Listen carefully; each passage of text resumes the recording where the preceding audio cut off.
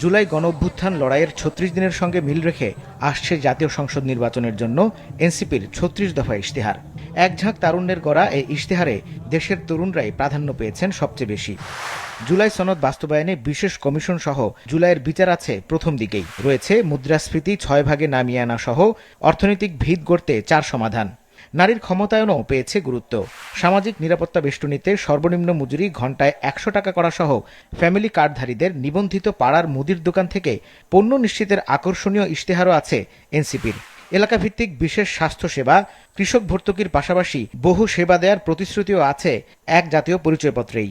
এসব কিছুই দলটি করতে চায় ১১ দলীয় জোট ক্ষমতায় গেলে সমন্বয়ের মাধ্যমে। এখনো ব্যক্তির জীবনের সব সুফলটা আসে নাই, মানুষের ঘরে ঘরে সুফলটা যায় নাই। আগের সিস্টেম ব্যবস্থাপনা রয়ে গেছে, আগের অর্থনীতি, সংবিধান, রাজনীতি সবকিছুই রয়ে গেছে। এই জোট সরকার গঠন করলে কোনো নির্দিষ্ট দলের আদর্শ সরকারের নীতি বা সরকারকে ডমিনেট করবে না বা গাইড করবে না, বরং আমরা একটা সমন্বিত জায়গায় এসে কাজ করব এবং আমাদের যে ন্যূনতম রাজনৈতিক কর্মসূচি, যে সংস্কার, বিচার, দুর্নীতি এবং আধিপত্যবাদ বিরোধিতা, সেই জায়গাতে আমরা হয়তো ঐক্যের জায়গায় থাকবো। এই ইশতেহারের মধ্য দিয়ে আগামী ৫ বছরে বাস্তবতার ভিত্তিতে যতটুকু বাস্তবায়ন সম্ভব ততটুকুই বাংলাদেশের মানুষকে প্রমিস করতে চাই।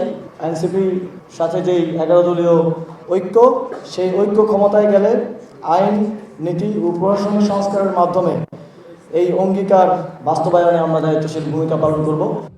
ইশতেহার অনুষ্ঠান শেষে এনসিপি আহ্বায়ক ও ঢাকা ১১ আসনের প্রার্থী নাহিদ ইসলামের কাছে প্রশ্ন ছিল, এবারের নির্বাচনের নিরাপত্তা নিয়ে কতটা সন্তুষ্ট তার দল।